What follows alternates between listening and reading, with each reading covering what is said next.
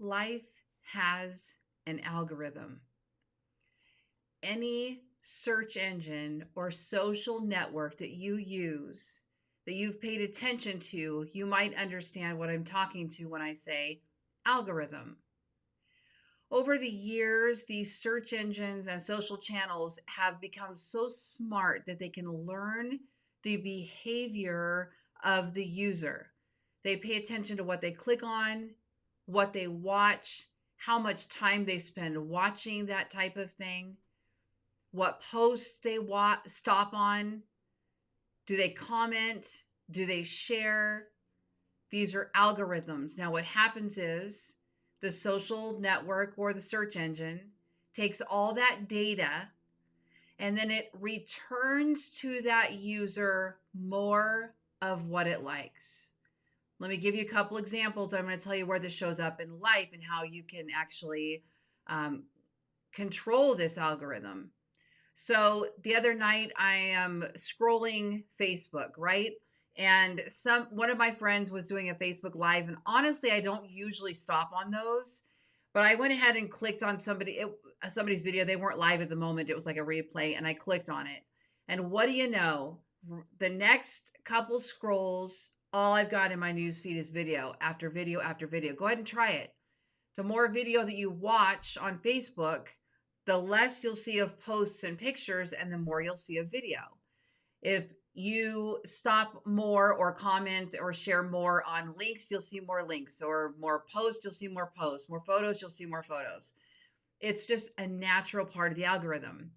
One of the reasons why I love YouTube is because even without being subscribed to a channel or even logged in to my own channel, this is fascinating. When I watch or do a search for a particular type of video, the next time I turn on my television, there are more of that type of video showing up as a suggestion on my home feed. There might be more videos from that person that produced the first video, but most likely there's more videos like the one that I watched. So for example, I want to get up and do a workout. So I have a Peloton bike, but I love doing Zumba and boxing and yoga and whatever, and dance cardio to mix it up. So I will turn on YouTube and I will type something in like Zumba or kickboxing or dance cardio or 30-minute hit or whatever I'm looking for at the time. And I'll go ahead and watch that workout. Well, the next day when I log on, there's more videos suggested just like that one. So I don't even need an app or need to pay for a specific kind of workout because YouTube knows what I watched, what I liked, and what to serve me more of. And it changes so fast. Go to your YouTube channel and type in something else like marketing or how to blog or how to use an air fryer. And all of a sudden, you turn your channel on, and now there's a bunch of suggestions for air fryers. So it takes this whole amount of time that you spend on the channel, and it adjusts these suggestions for you based on that. Life is exactly the same way. And I promise you that now that you hear this, you're going to be aware of it and you're going to catch it. So life, when we surround ourselves with negative people or negative things, our mind automatically starts reprogramming in a more negative way. And then we're more attracted to other negative things, and other negative things and people are more attracted to us. Have you ever noticed if you've ever gotten, let's just say, super healthy, and you've started focusing on weight loss and fitness, and you're out and about, what do you notice? You notice other people that are healthy and fit. You'll notice more. You'll start being geared more towards health and fitness clothes instead of just your regular clothes. Watch for it. It's fascinating to actually watch. And suddenly, everything around you in life, the people that show up, the mail that's in your mailbox, the songs that you hear on random Pandora or in your car are connected to whatever this mindset is.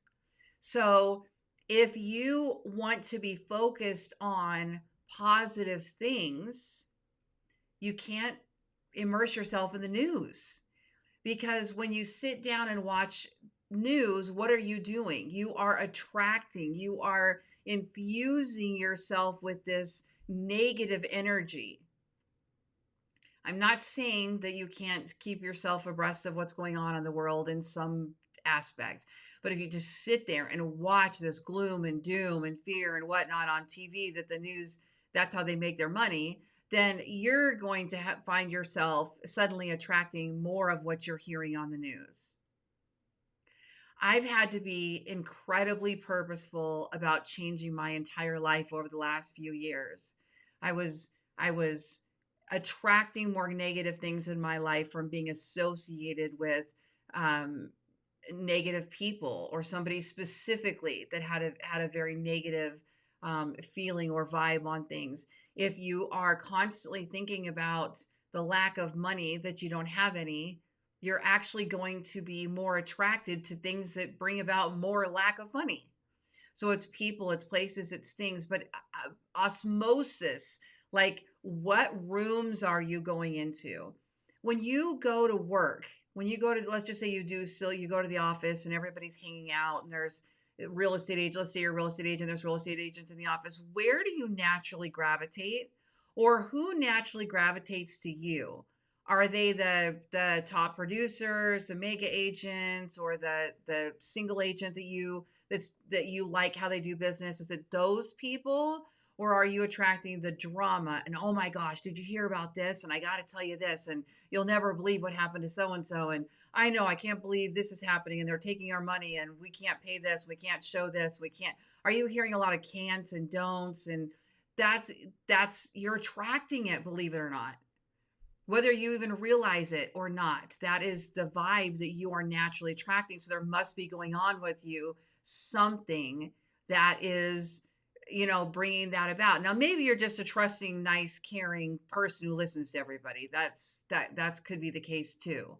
A lot of us that are more on the empathic side tend to um, attract that in a way. But what we can do is we can walk away from negativity. We can change a channel on TV. We can change a song. I mean, literally, sometimes I'll just a song will start playing on the radio, and I will have an immediate negative reaction to it. It's a bad memory, it's a bad feeling or something. And same with good songs. And so I might be able to finish listening to that one and move on, or I may actually have to go change the radio because it bothers me. Just when you become sensitive. Years ago, somebody said to me, this is one of the greatest pieces of advice I ever got. I think they were telling me their story, not giving me advice. And they were saying that they kept a log of the good and things that brought them pleasure and things that brought them pain in work. What things at work did they love? It's a common practice that you're taught to pay attention to what tasks you're doing and learn how to leverage them out. So you want to stay in your top 80% and do the most productive things. But this was a little bit different. This was like being emotionally charged. What am I doing that is bringing me down? What am I doing that is creating energy, that is elevating my spirit, that is making me smile, laugh, have fun at work too? And what are these pain points? I always call them pain points. What is it over here? And that was the first step in this process for me, of this awareness of, I knew I was searching and seeking something. And I knew I didn't just want to run a big real estate team every day and show up at the office and hire and train, and that wasn't fulfilling. There was something else that I needed to do. There was a different model for me. I knew it, but I didn't really understand why until I started paying attention to those positive things and those negative things about my work life. And then I transitioned myself to a life that allows me to only live in those top things that I find joy in. Doesn't mean there's never a pain point. Doesn't mean there's never anything bad that happens. That would be silly to think that things are perfect. But for the most part, I'm choosing to spend my time and fill my space with those specific activities that bring me joy. Well, in doing so, guess what has happened?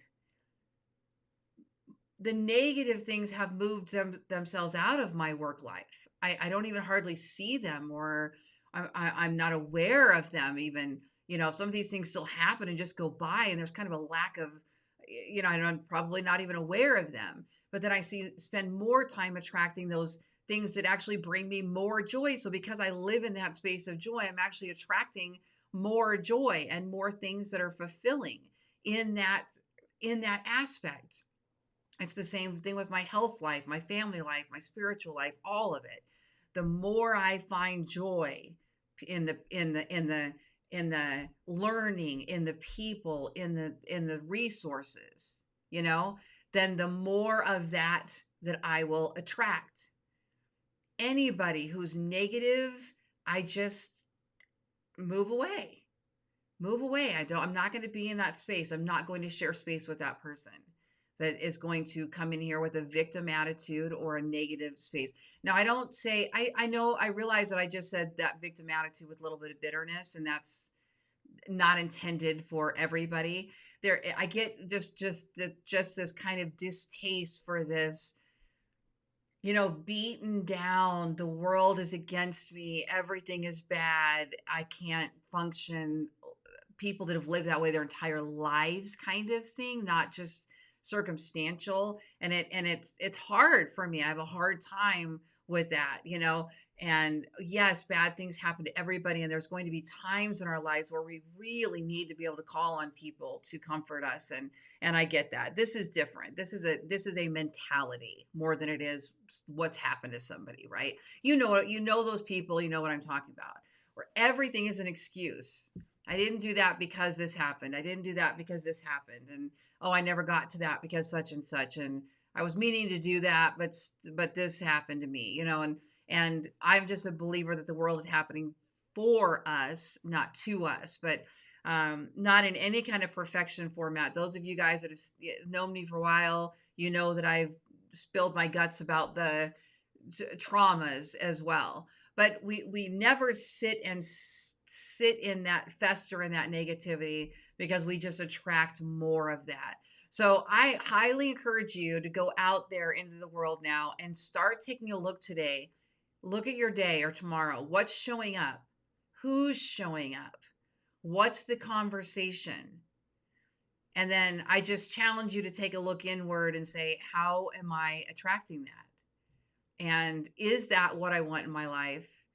And if not, what can I start doing with the mindset and the people and my surroundings and my environment to start bringing in more of what I actually want in my life? I'm Lori Ballen. I hope you'll subscribe to this channel. I'm in Las Vegas for your real estate referrals. Thanks for watching.